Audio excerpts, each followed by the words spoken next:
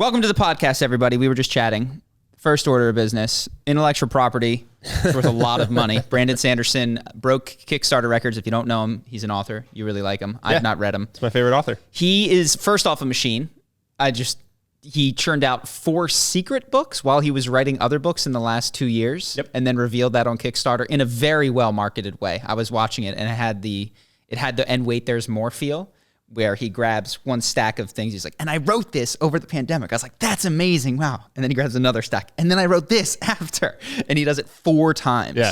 He's the opposite of George R. R. Martin. Yes. He just can't stop making books. Yes. So we just chatted briefly, but I think most people, myself included, underestimate the value of intellectual property. And I mean that in dollar terms. But when I think about it, it makes sense because a lot of our economy today that we play in YouTube and all this is this attention economy. Can you maintain and hold people's attention? And I've sat in the sauna with you and my brother and heard you guys, like I've mostly closed my ears because I didn't want to hear, just talk about these books. Yeah.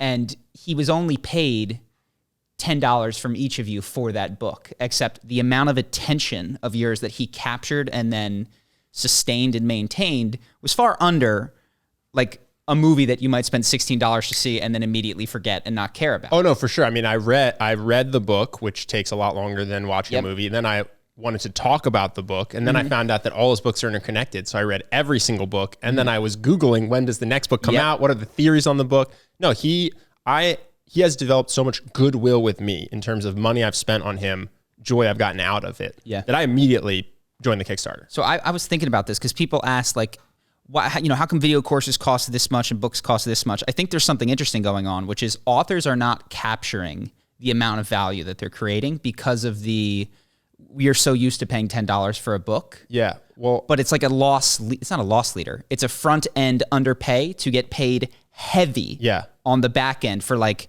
you spent $10 and in exchange got 40 hours or more of enjoyment. Now, when I release a movie, that's what I was going to say. Video game, no, you're in. Authors used to be, I think, underpaid relative to joy they created. And then recently we've seen with Marvel and Harry Potter and Arcane and whatever, that Brandon Sanderson will have a movie, TV show, video game, and they will all smash immediately because of how his fans are just in love with his characters and his stories and his universes. Yeah. And it's I guess it's not a perfect representation because there's definitely times where you can not provide value and capture more, and there's times where you can provide a ton of value and have no route to capture any of it. Well, for context, for people who don't know, he raised $25 million in less than a week. Yeah. So that's the number 26 now, just so you know. And by the time this goes up, it'll clear 30. Yeah. So that's the scale he's at. And Kickstarter has had all sorts of other, they've had tech stuff, they've had at-home appliance stuff, they've had things that they span the gamut, and he's crushed everything. It's the number 1 Kickstarter by a long shot. Yeah, it's just an interesting way to do the math and think about it because, we saw the same thing with Critical Role, which is like people spent maybe $5 a month on their Twitch to watch at least like 12 hours of footage of their games, once a week, or they didn't pay anything on YouTube. And they watched it for free. Yeah, so again, initial cost versus joy out. Critical Role built a lot of goodwill. Yes. Just fascinating to think about that I think intellectual property, when you create a really good story, at the price that we've priced it in society, you're over-delivering for the listener, which means that, they will come back and buy whatever the heck you have next. Also, I think just another good data point for pursuing your passions and for the value of story. Because I think, a lot of people, the way to make money is make an NFT, or the way to make money is to make an app, or I have to learn how to code. And that's, those all work. But if you're really good at anything you're passionate about, there's also a lot of money in it.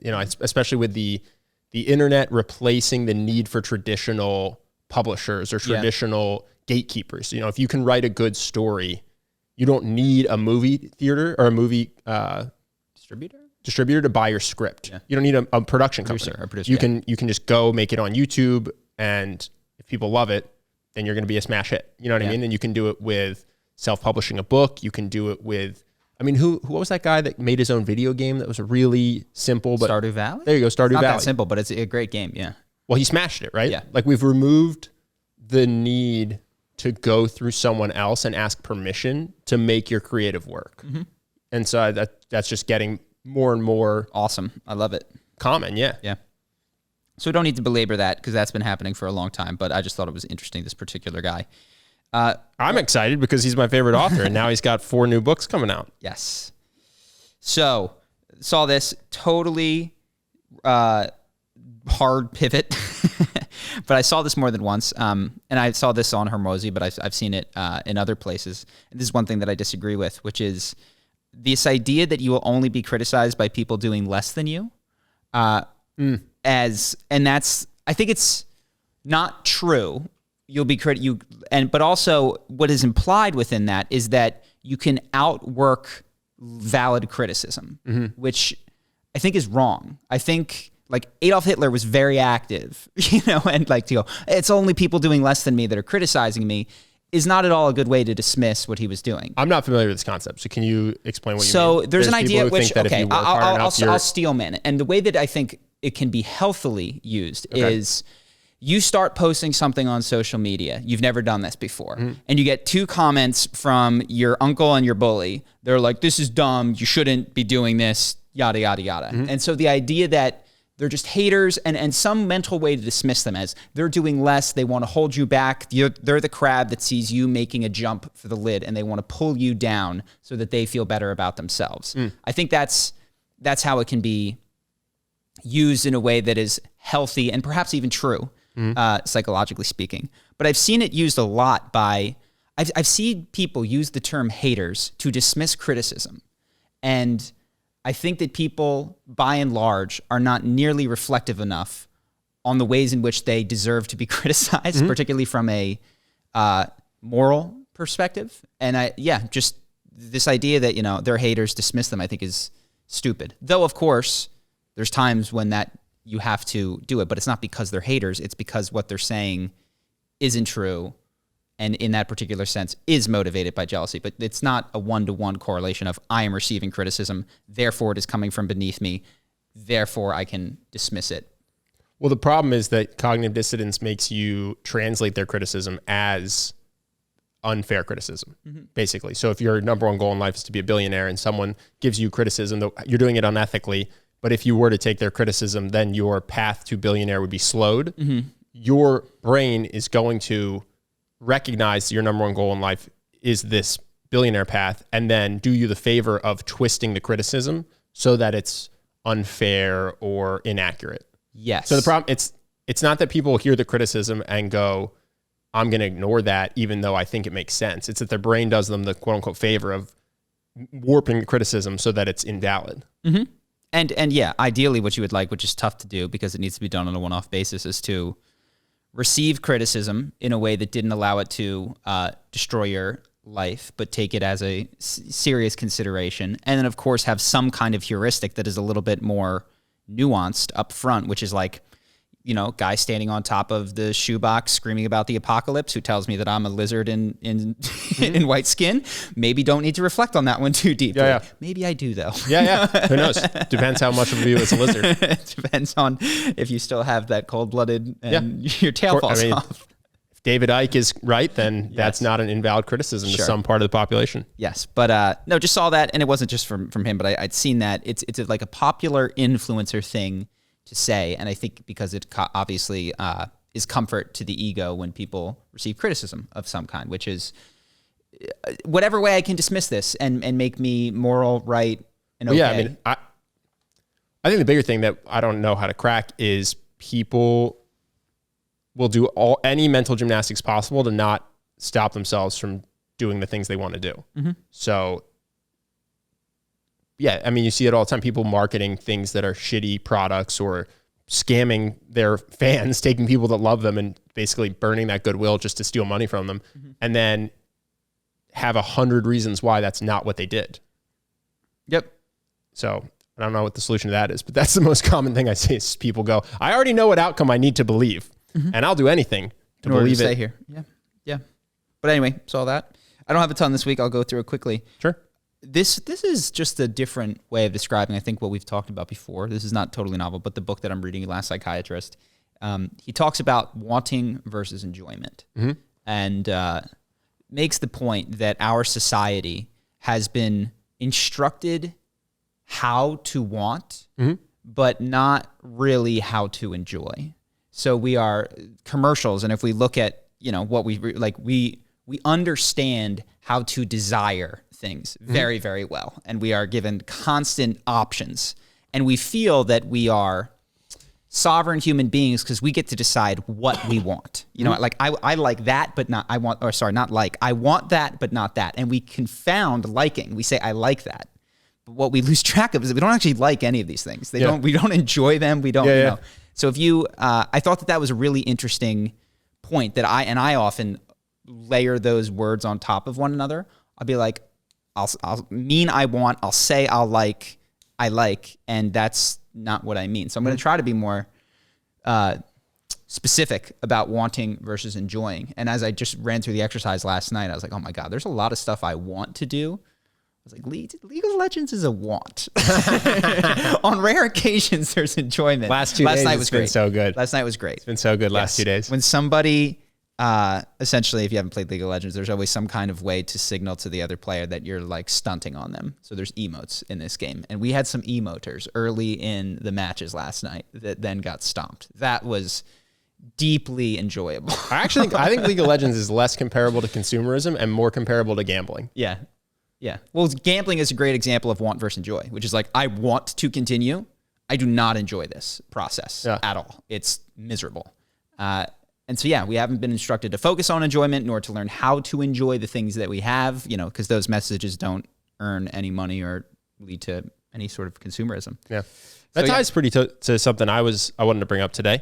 I found a headline that I thought was interesting. 64% of the U.S. is living paycheck to paycheck. And at first, I thought that was wild because when I think of paycheck to paycheck, I think of you're trying so hard to make ends meet. You can barely afford food. You have, you and a significant other and 6 kids in a 1-bedroom apartment. You know what I mean? I picture a very poverty-stricken, hardworking, nothing you can do about it, paycheck to paycheck life. And then I was like, as always, I was like, oh, let me read about the report and read into the details and stuff. Among people who earn 6 figures, 48% said they live paycheck to paycheck in the U.S., which is pretty interesting because I think some of those are single family earners where maybe the significant other doesn't earn anything and you do have 4 kids. And so to support the 6 of you on $100,000, it is tight. But I'm pretty confident that others are just bad with money. And that's maybe influenced anecdotally, but I know people who lived paycheck to paycheck who had BMWs. In Vegas. This is very common in Vegas. Or people who have the newest iPhone every single year, but they're paycheck to paycheck. And they will have credit card debt, not pay it off, and then they live paycheck to paycheck, not realizing the credit card debt grows. Yeah. So they'll like buy something fancy on their credit card, get the debt, then their earning can pay for their rent and their food and stuff. And so they just keep doing that, ignoring the ballooning debt. And it just made me think there's 2 categories of paycheck to paycheck in the US. There's people trying really hard to make ends meet who couldn't possibly do any better. And then there's people who are just trying to keep up with the Joneses. And I don't know what the solution is, but when we talk about UBI or some sort of wealth redistribution, I think we want to help the people in the first category who are genuinely just struggling to feed their family. But if they have a Rolex that they bought 3 years ago and they're not willing to sell it to pay off their credit card, something internal has to change, or else when they get more money, they're just going to still end up paycheck to paycheck. And that you see that by the people that end up making 6 figures a year and are still paycheck to paycheck, which is remarkable to me. Yeah. Well, I mean, I'm obviously thinking in the terms that I just talked about, but these are people well instructed in how to want and how to desire more. I'm reminded of Vegas just because the examples that you gave where you would have bus boys and bottle girls who would make anywhere from like 75 to 150, sometimes more if they were at the big clubs with tips. A lot of it could be, well, not at the time we were there, but even in previous years before they unionized and stuff, it was under the table. So they weren't paying all the taxes on the tips and were truly paycheck to paycheck. Now, every month it was like a new $3,000 couch or a new whatever. But we saw... I think it happens. Some of the worst financial decision making. I mean, maybe there's other I think cities. It's not Vegas specific is what I'm saying. I think it's LA, New York, Miami. I think it's happening all over the place because according to this, 48% of people that make 6 figures in the US feel like they're paycheck to paycheck. No, what's crazy is which is remarkable. Yeah. And I guess if you look at wanting enjoyment dichotomy, part of the reason that that's occurring is because we now have not just television and billboard ads, but social media where people pretend to be enjoying expensive things. Mm-hmm. And I've been to the club. I've been to that table. They're not happy. They're not enjoying the situation. They are bored as hell, and then they take out their phones, and then they're super happy, and then they put the phone away, and they're miserable. I've been on boat parties like that, where everybody's just literally everybody's just every boat party sitting and talking. Yeah. And it's it's fine. You can have fun sitting and talking with friends, but they're sitting and talking, and then a camera comes out, and all of a sudden everybody's jumping up and down, dancing. This isn't what was happening before the camera was out. So, and again, he makes subtle points, but you're reminding me what the book is about, is that the only way that because we do not know how to enjoy, the closest proximity we can go is to appear to be enjoying things for the benefit of other people. And so his belief is that narcissism is like the diagnosis of the day. It informs everything, almost to the degree that calling anyone a narcissist is redundant because we've all become narcissists. Well, think about what that means for the narcissist. If you're diagnosable narcissist in a society of narcissists, that's wild. Yeah. But that we all view ourselves, primarily through the lens of an audience. And that's I've felt some of this and can relate to it more having done psychedelics since I first started reading this guy. I didn't really get it when I first started reading it. But sometimes when you're on psychedelics, you tap into a part of yourself that you haven't felt. You're like, oh, that's what feeling feels like. That's like, this is what enjoyment feels like. Not like thinking about it or like reflecting that other people would be really jealous of this situation or thinking that this means you're a cool guy. It's like there's warmth and cockles of my heart, which is, I count myself in the group of people that the primary way that we know to enjoy things, quote unquote, is by what they mean and say about us and not of a firsthand experience of like joy, warmth, smiles, etc. Yeah. Yeah. And I don't know how accurate it is, but I was reading just anecdotal stories of people working in wealthy, private plane type industries, talking about the new rich versus the wealthy. And they say the wealthy just wear sweats and the new rich are the ones with all the designer stuff. Mm-hmm. And I wonder if that's what contributes, is that the people who don't have the money are stretching to buy the $5,000 bag. Mm-hmm. And so when they get into debt, like to me from the outside, I think people, especially I swing too hard the other way. I'll admit my bias. I hate debt. I hate credit card debt. If I had $5,000 of credit card debt, $1,000 in the bank, and a $2,000 bag, I would just sell the bag instantly to pay off the credit card debt.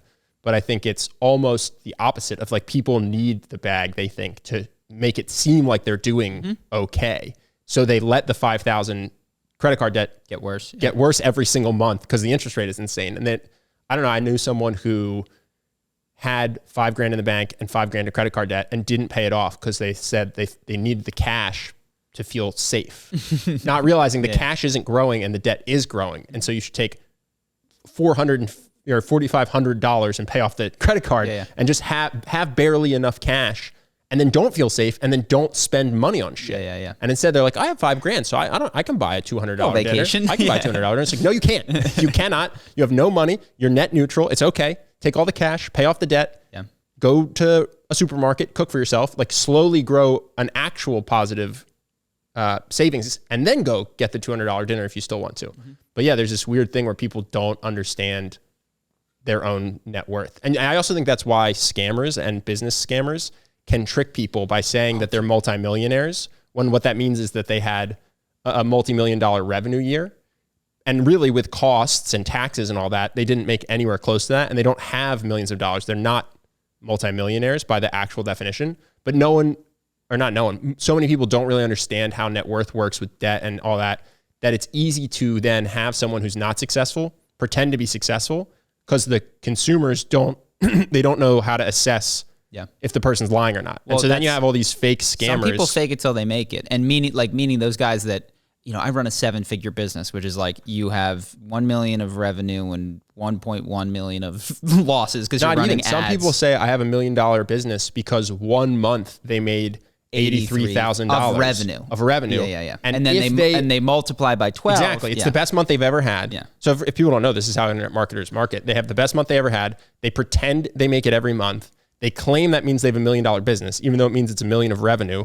And then with expenses and taxes, and then there's even another level, which is they go, what if I sold this business if it were making $1 million? So now it's an 8-figure business. So now you have a business that did 1 month or even 1 day. This isn't fake. I know people who claim that they have multi-million-dollar businesses or 8-figure businesses who are taking home nothing. but they just use funny math to make that claim. Yeah. And then they sell how to make a business to other people. And then other people don't know how to assess the math. And so they go, oh, this person has an 8-figure business. They must be good. I'll pay them to learn from them. Yeah. You mentioned scam. I wanted to ask about this, and I almost texted because I've now gotten 3 of these where it's like, Oh boy. you haven't gotten these? I don't know so what you're 2 talking came in on WhatsApp. It's like an attractive Asian girl. Like, hi, is this John from the Siam Music Department? Like, I wanted to connect. How do you know it's an attractive Asian girl? Oh, WhatsApp has a face. WhatsApp. Got it. No, I haven't gotten any of these. And then I got another one yesterday. It was a message on my just regular number. I totally meant to see you before we left, and somehow the time got away from me. I'm so bummed. Next time I'm out here, let's make hard plans. Love you, XOX. Like, have you considered stop buying porn with your real phone number? With my credit card information? That might help. So I wanted to ask, should I reply back and be like, in all seriousness, please tell me how this scam works? Like, how in God's name do you convince me to give you anything based off this? Like, well, a lot of scams just target the elderly. I don't know if that's the case with this, but a lot of I meant to see you before this, and I've gotten a couple of these. Like, hey, are you going to Julia's party tonight? Like, they feel targeted towards my demographic. I have no idea where they go, but I obviously the psychology is somebody is so excited to see that a girl might want to meet up with them that they're willing to believe that even if they're the wrong person, they still will. And then I guess they're like, this is what I thought, like, send me Uber money or something so I can come see you. I have no idea. Should I ask? I'm afraid to respond. I didn't want to put myself like on the radar as someone to continue. Well, you will absolutely be inviting more chaos into your life. That is how the Tinder scam goes, which I've never understood. The Tinder scam on a small level, not like Tinder Swindler level, is you match with someone, you message, and then they go, oh, I'd love to see you, but I don't have cab money. And then you Venmo them cab money, which I've always wondered how that doesn't translate to the person just going, no problem, I'll send you an Uber. Yeah. You know, like, hey, no problem. What's your address? I'll send you an Uber. And then the scam falls apart because what you want is the cash. I guess so it's, I've never with all these understood. scams, it's volume. It's clearly volume. It's thoughtless volume, and they get very low response, I think. And then one person sends. But did you watch the Tinder Swindler? The Tinder Swindler? The Tinder Swindler? No. I want to watch it. I kind of want to make a video about it if there is one. I find it fascinating that women would take out $200,000 loans to send to a man that is allegedly rich but in trouble. I watched the opening moments of it, and I do have to say the stories that the women were telling were very flattering to themselves. Like, you know, I only want a boyfriend. I only want this. So when he said he was only in town for a day to meet him at the Four Seasons, I went. It's like, hold on. You want a boyfriend, remember? Like, why are you going to see a guy who isn't in town? Like, that isn't that obvious? And I think there's some storytelling about who they are, what they want, etc. And I think obviously what drove it a lot was dollar signs in the eye of, like, he's at the Four Seasons, he's this. But yeah, there was the self-descriptions did not then match the subsequent behavior just in the first 15 minutes of what I saw. Yeah, I don't know. I don't know if there's a video there. I just find it fascinating what are the psychological tricks that this guy used to get women who didn't have 200 grand lying around to go to a bank, take it out in a loan in their name, to immediately send it to this guy. That's fascinating to me. I don't know the answer because I've only seen a couple of clips on YouTube so far. And maybe that's not how it happened. You know, maybe it was over time or via, I don't know, because I haven't watched it yet, but I might make a video on it. Yeah. Speaking of videos, if people like Charlie Houpert and Charisma on Command, he's back for one video only, potentially. A special announcement. This Monday, Norm Macdonald, 11 a.m. Pacific time. Strap in. Charlie Houpert's voice on Charisma on Command once again. Very exciting. One final fight. No. So yeah, that's one final fight. That's why I don't. Yeah, that's why I don't have a ton this week. I was doing the Norm. Well, I got speaking of fights. Did you know Conor sold Proper 12? No, I didn't know this either. It's amazing. So Conor McGregor made Proper 12. It's named so that you'll think that it's been aged for 12 years, but really it's like just Macallan 15. Yeah, based on a neighborhood that he's from, I think, or something. It's well marketed. It's 3-year-old. Well, by well marketed you mean it's purposefully a trick. It's not, because it's technically a thing, but I understand. Yeah, it plays off the expectation of Macallan 15, Macallan whatever. Yeah. It's not good in my opinion. I don't know if other people had it. I bought it. It tasted terrible. The he made like $100 million personally off selling it. The company was valued at $600 million in the latest sale. Wow. He and the 3 founders had already sold half of it. So that's 300 million. And there's 3 founders. So I'm assuming he got a third of the 300 million.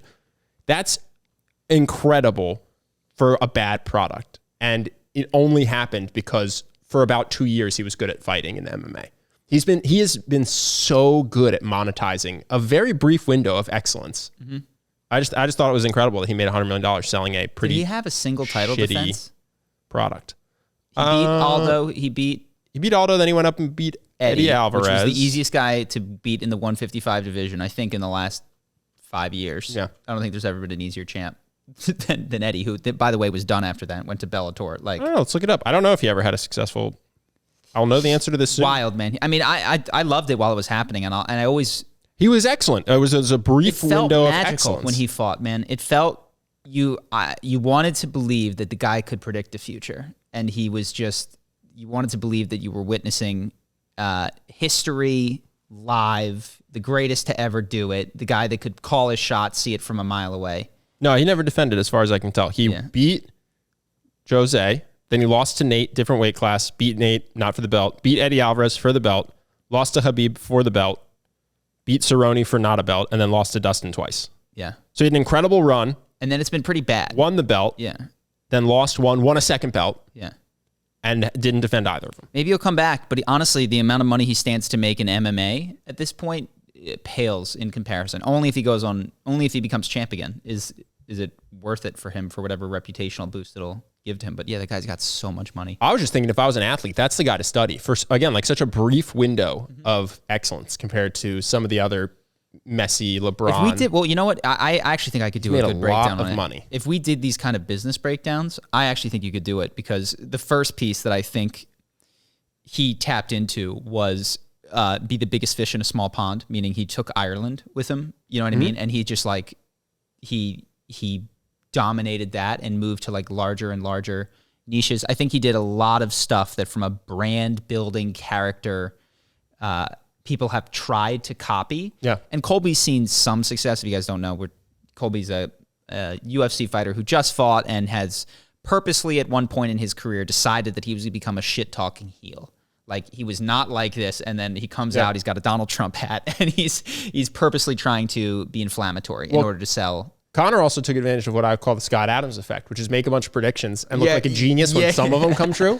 And when some of them don't come true, just don't ever talk about those again. Yeah. Well, this is what Agora did with their... talk about this. So Agora, they do financial advice newsletters. Really what they are is copywriters who will dive into anything, but they do finances because nobody knows how to actually consistently win with the stock market. Yep.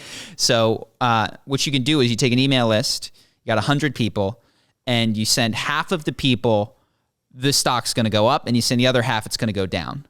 One of those will be wrong, but one will be right. And when you run that process and you take the 50 and you cut it in half again, half get a new stock right up, half get a new stock down. When you do that process, you follow up when you the half that you got it right with, you follow up with a second prediction. Yeah. And then half of them you were right with, and then you follow that half up with a third prediction. So now 12 or 13 people have seen you get it right 3 times. And think you're a genius. They think you're a genius, and they will buy the product, the service, the whatever. And the other people, by the way, you're just email, like, what's the cost there? You're just an email in their inbox at this point. Like, oh, you got one. And some of them is like, oh, he went 50-50. You know, maybe they're interested. But yes, the costs of getting a prediction wrong are so low in our society. But the benefits to hitting a streak of 2 or 3, which can happen from dumb luck, is so high that it's like, yeah, call your shot. Like, if you're a UFC fighter and you're up and coming and you know you got power to knock them out, predict a knockout in the first. And by the way, on a smaller podcast, predict a knockout in the second. You know, so like cover your bases, because this is what Conor did. Like he with a couple of the Chad ones, he had different. He had different. I saw him. It's gonna be the first or the second, and then it was definitely the first. You know, he had a couple different predictions around these things, but people will play and replay the one that gets it right. You can't do this too thin, right? You can't spread it too thin, but you at least get like at least a round difference. Yeah, no. If you know you're a jiu-jitsu guy, I'm going to choke him out. Just make your prediction. I don't know how this ports to other people who aren't MMA fighters, but I just think that was Conor. And Scott Adams did the same thing. He's made predictions about Trump that were incredibly accurate and then others that were completely inaccurate. Well, no, it does. For political pundits, it helps. I mean, to be clear, for us, and this happened with our prediction of Donald Trump, it's just like, you got nothing to lose. There also just is throw it out there. You just become a channel that gets it wrong. There's no, well, I don't know about no. And by the way, there was a video where I thought he wasn't going to win. And towards the end, because it looked like it was going bad, and I make a video like how he screwed it up, got way fewer views, and nobody cares about that video. So it's like the same principle is in action. I don't know who's going to be the president. I can guess. I can take as educated a guess as anybody, and I can analyze it from a perspective that few people do, but that doesn't mean it's the right perspective. Well, you got 2 in a row, so if you get one more, you're going to If I get one more, you got Trump and you got Biden. So if you get 2024 correct, you're going to get a lot of money from politicians. No, unfortunately, that's just not true. But yeah, so there's benefit to doing that. What's the cost? It pollutes the information commons. Worse for the world. It's worse for the world. We can't tell the good predictions from the bad ones, and we ding people that have good processes for making predictions but happen to get one wrong, as opposed to people who have crappy processes but hit the right one. There's lots of issues for the world with that. But personally, it's a great call. Anything else, Yikvat? Nothing really. I mean, the one thing I'll say, Bryce Mitchell looks like an up-and-coming star if anyone likes the UFC. He's from Arkansas, loves Jesus, donated half his fight purse to a foundation for sick kids in Arkansas. I feel like if he keeps winning, he's undefeated right now. He's going to be a huge draw for Christian UFC fans, of which I think there are a lot. So that's my prediction for next superstar if he keeps doing well. Christian, I haven't seen a big, I guess there are. It's just such a different universe where these mega churches live, and they have these superstar pastors whose names I haven't heard of. So at first I was going to disagree with you. I was like, I don't know anybody who's like that. But of course, there's a whole the mega church, the mega pastors have their own private jets and their giant mansions. I think there's a huge market of devoutly Christian people who feel a deep connection immediately with people who share similar devoutness to their faith. Yeah. And this guy dominated the fight, immediately went over to the guy and they prayed together in the ring because the other guy was same religion. And then in his speech, he's just, thank you to Jesus, my Lord and Savior. I donated half my money from this fight, which wasn't a ton of money for, you know what I mean? Like, he's not making 7 figures a fight. But he took half of it and gave it to sick kids in Arkansas. I went, this guy is also 14-0, 15-0. If he keeps going, he's going to be a giant star. I don't know, man. I don't know how much people like the good guy. I'll be honest. I think religion ties people together in a major way. Yeah. I didn't watch it, so I didn't see if he has that charisma factor, but I'll keep an eye out. I mentioned this before very briefly. Setting the speed limit at 25 miles an hour on the highway and then arresting whoever you want that drives past it. The Ukraine thing, there was a New York Times article that kind of called it out, but not in angrily, kind of like, well, this is what has to be done, with the mis and disinformation around Ukraine, meaning like the Ghost of Kiev fighter jet or the Snake Island people that actually weren't killed but were taken hostage. The propaganda, and I won't even say propaganda, the falsehoods, the demonstrably false things that people agree are false. Is that clear now that they think the Snake Island people definitely got taken captive? Yeah, that's not controversial? Well, dude, I'm somebody out there. I don't know. But it seems to widely mainstream accepted. Yes, is true. Mainstream accepted, New York Times accepted. But there's no mis and disinformation flag for stories about it. But if it were COVID related, point being, we have our people at Twitter and whatever, and this is fine. They're just, I wish their terms of service just said, we will write whatever we want on your tweet for any reason at all. Has nothing to do with whether it's true or not. We don't care if it's true or false. We just care that it that it aligns with the direction we want to go. As opposed to, we reserve the right for, in cases of misinformation, for the public and community good. It's like, no, you guys don't care.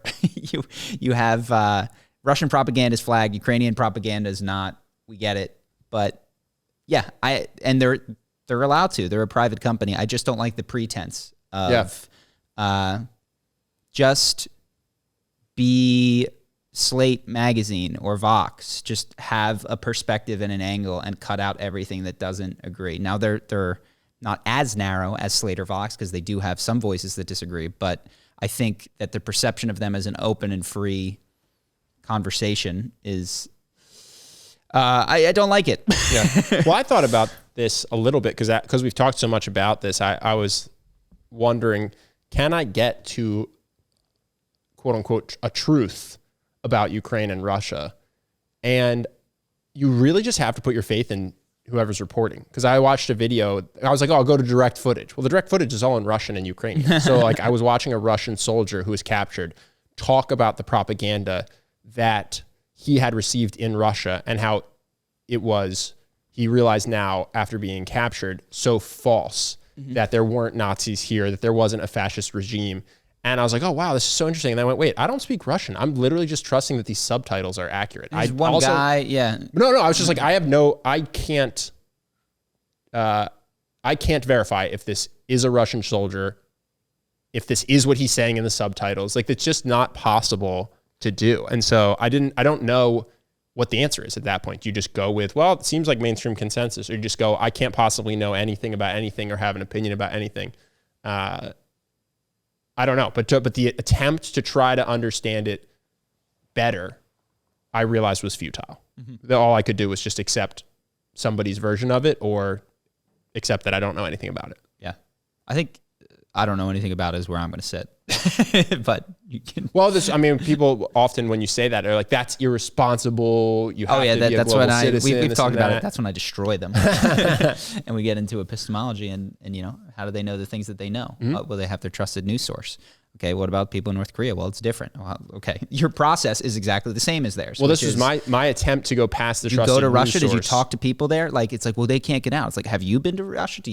Have you left your bubble that you could leave theoretically, but never actually have?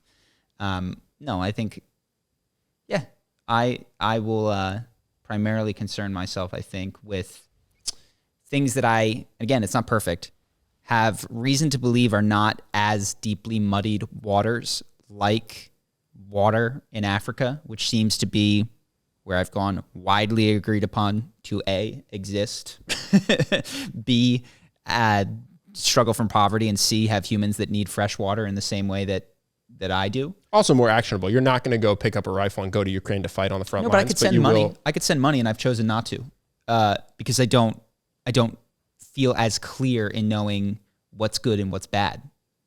Well, also wouldn't pass your effective altruism test, just in terms of impact per dollar. Yeah. You're gonna do more impact per dollar elsewhere, even though this is front of mind right now. So there's a lot of reasons, but yeah, no, but I could send money. I could do that kind of thing. Anything else?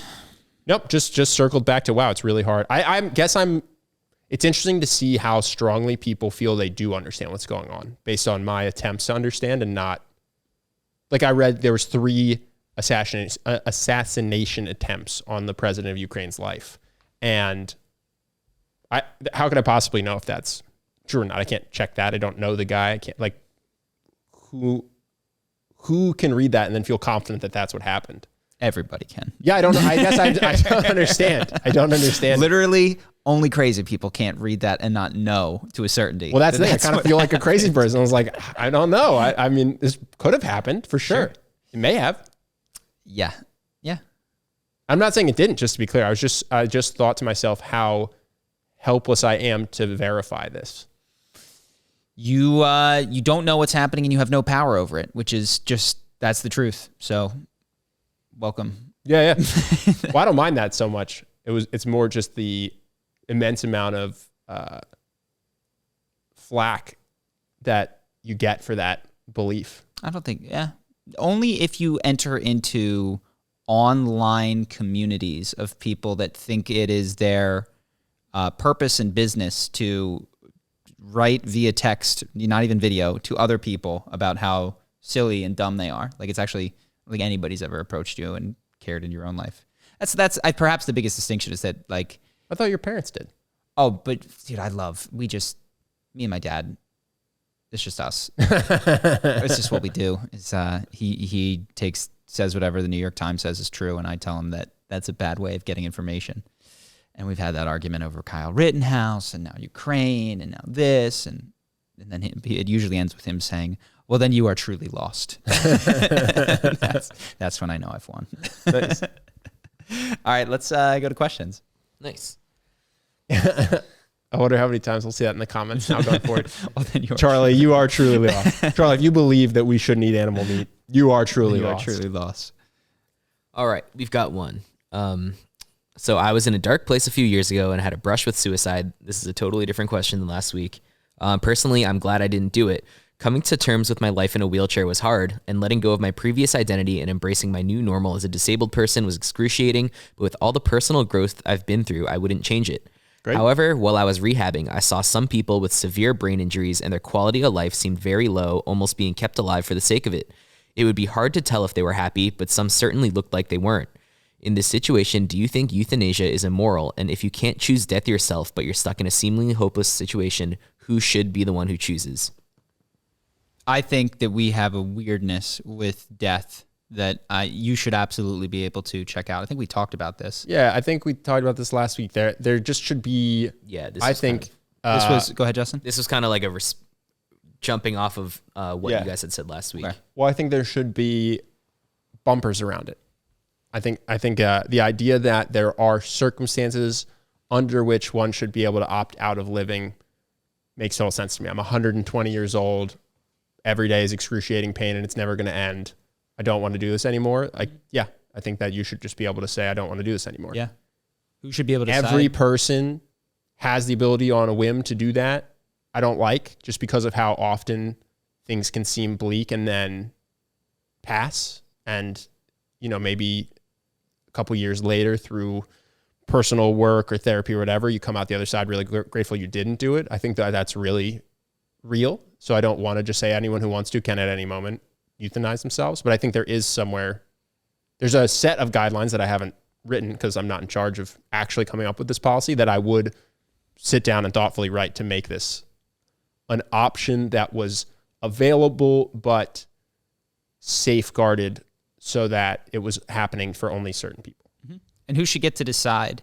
Well, I think we have these sorts of processes in place for DNRs, do not resuscitates, and all of this other kind of stuff. So I would say similar legal paperwork, you could decide to have a next of kin who is in charge of medical decisions.